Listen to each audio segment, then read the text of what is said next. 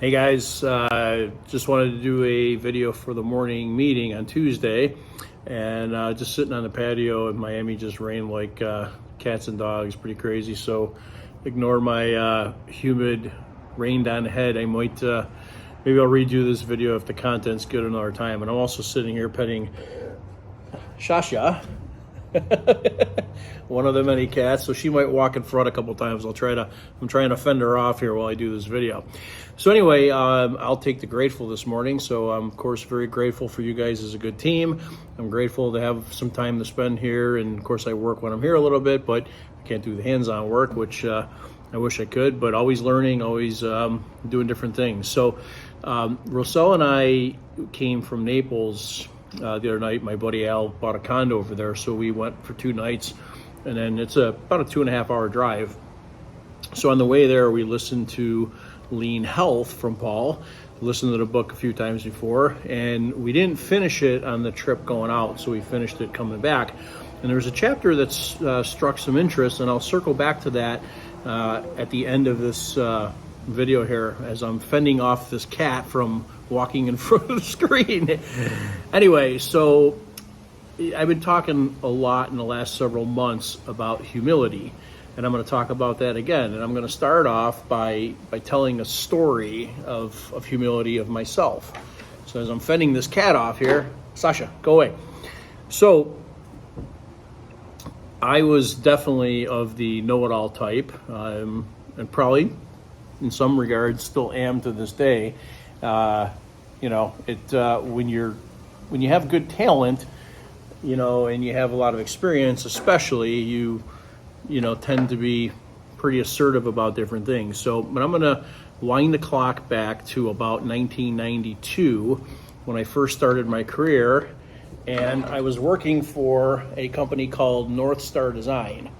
Now, prior to starting to work at North Star Design, I didn't really know anything, frankly, and I learned AutoCAD, CAD program, computer-aided design and drafting, and it came very natural to me. I did hand drafting in high school, and I was very mechanically inclined. I was building race cars at the time.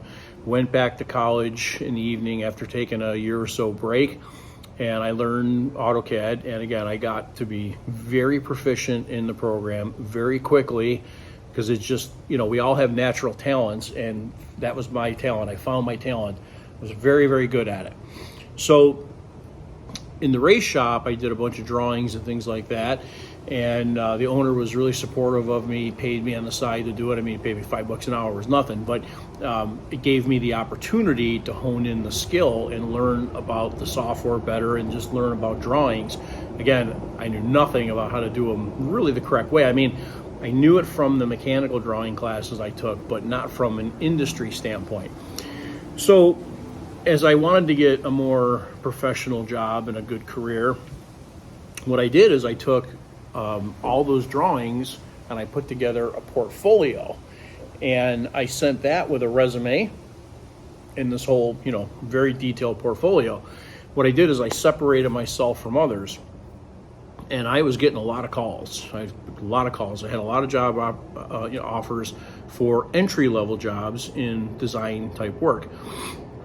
So I took one job at a design company, and they kind of did internal design, and they farmed some things out, and they farmed me out to General Mills, and I'm digressing a little bit, but the type of work they did was not really where my heart was. I was more into mechanisms and mechanical intricate, designs and things like that, and they were more fabrication stuff. So I ended up getting a job at a company called North Star Design, which is long out of business. The owner passed away, but they were around for probably 20, 25 years, something like that.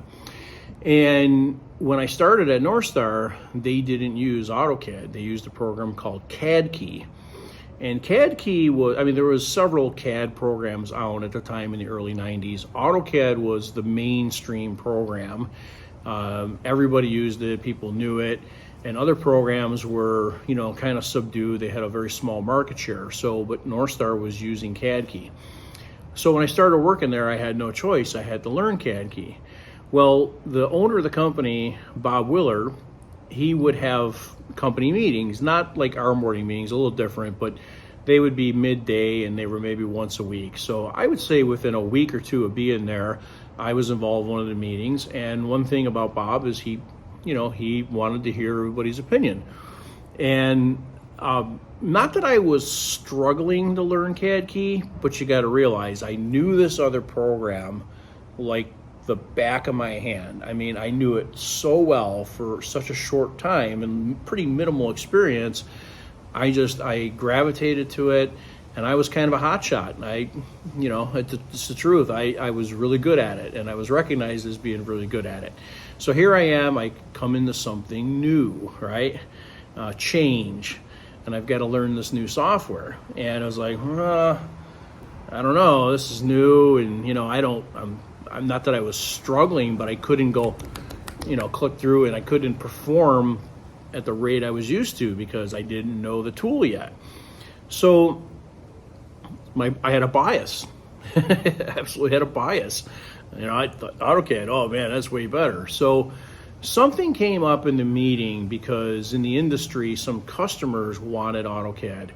So the topic came up and I had the floor, and I shot my mouth off, frankly, pretty hardcore. And AutoCAD's the best, and CAD key sucks, and blah blah blah. And I was pretty boisterous about my bias and my opinion.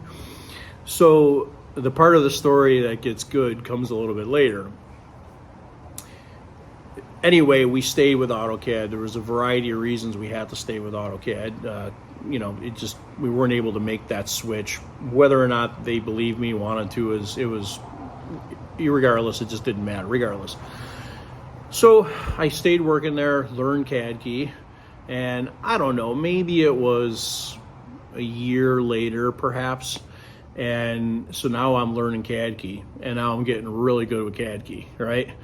And now I know both, okay? So now I don't have necessarily a bias anymore. Now I know one and I know the other about equal. And the harsh truth is, CAD key kicked the living shit out of AutoCAD when it came to mechanical design.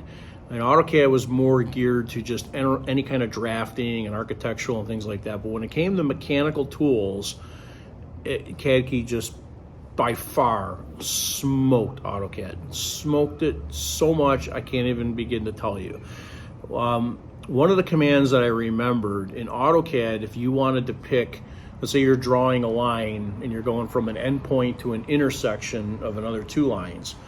If those two lines did not physically intersect, and I'll explain that here in a second, you couldn't pick that intersection. So what do I mean by physically intersection? So if you had a drawing and the two lines actually overcrossed and intersected, you could snap to that intersection, draw a line from that to somewhere else. Well, in CAD key, it was very smart. They had what was called projected intersections. So if you had a line that ended here and another one that ended here, if you drew the extension of that, those two lines do intersect about here, right? But they're endpoints, they're projected. In CAD key, you could actually select that point. And I'd go off tangent big time here trying to explain why that's important, but it's radically important. In AutoCAD, you had to extend lines purposely to construction lines to get that point to use it.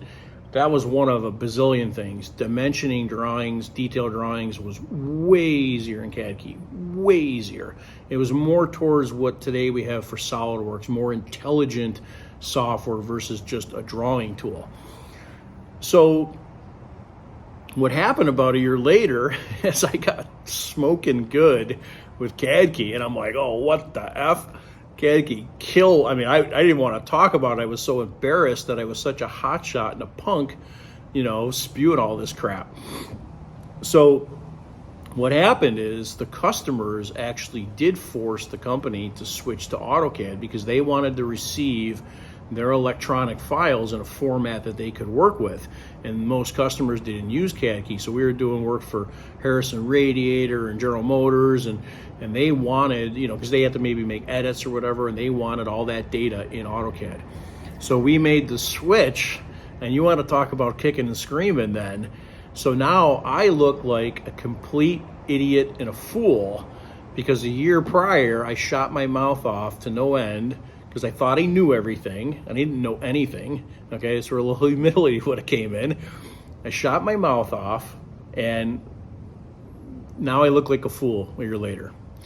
So what I want to talk about is how this interrelates to something we heard from Paul. So in his book, Lean Health, he's got a chapter, and we're going to play it here, and he talks about lead or follow. It's a great chapter, and it's very profound wisdom, and I've heard it before, but it never sank in the way it did when I heard it the other day, because I've been a little bit more in tuned with humility lately and know-it-all kind of attitude, and how that, that attitude just rips out your soul and pulls you down. I mean, I just can't begin to believe, when I look back at my life and my career, how much further ahead I could have been had I not had that know-it-all attitude and kind of competitive attitude, right? That's not the way you win. That's not the way you lead. That's not the way you get ahead. But in the chapter, Paul talks about lead or follow. And we have a tendency to think that there's not enough good leaders, and we need better leadership. We need better leaders. And I'm paraphrasing his words. You'll hear it.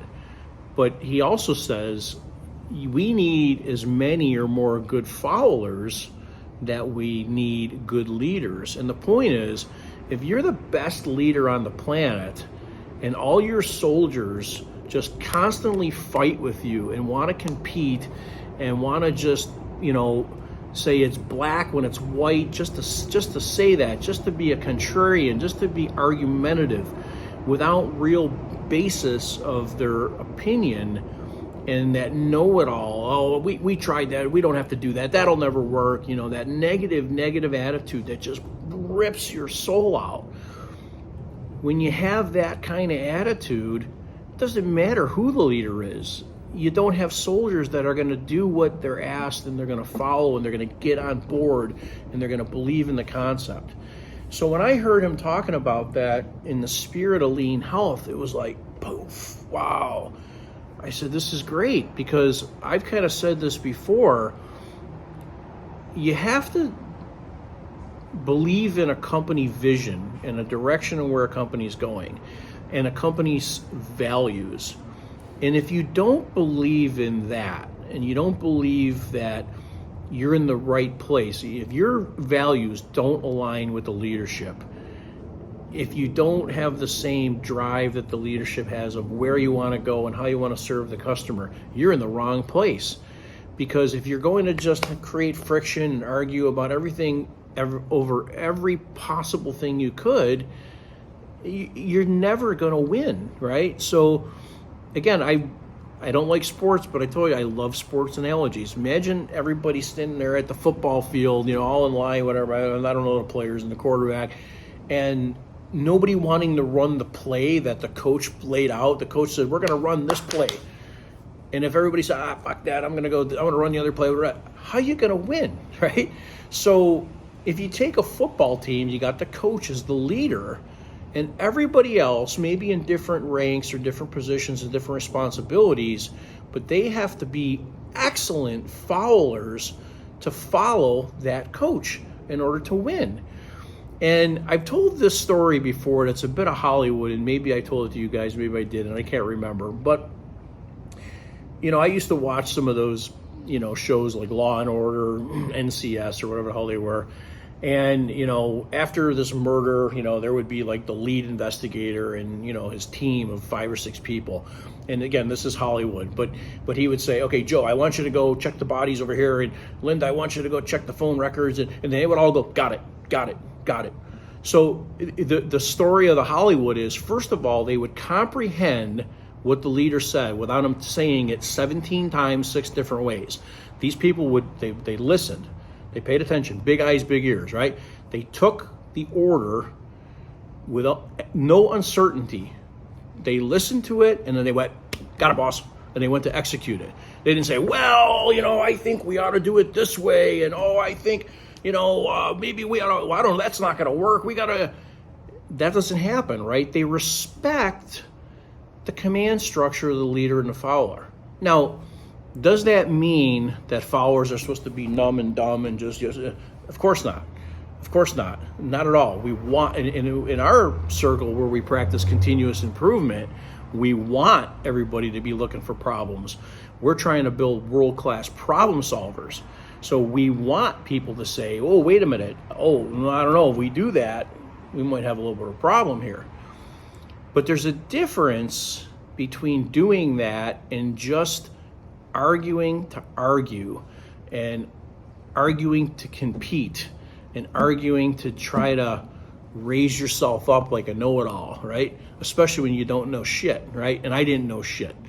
So when I knew AutoCAD, yeah, I knew AutoCAD. I didn't know anything else. I didn't know nothing.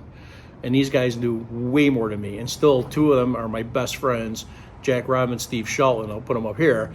These guys are two of my greatest mentors from a technical standpoint. So I've got four mentors. I got my father, number one, Jack Rodman, Steve Shelton, and flip the order, and Paul Akers as a lean coach, a life coach. So listen to the chapter and think about how this relates to what we're doing and not necessarily health.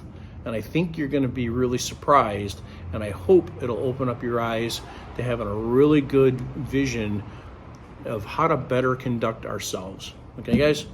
Thanks, and have a great meeting. We'll see you.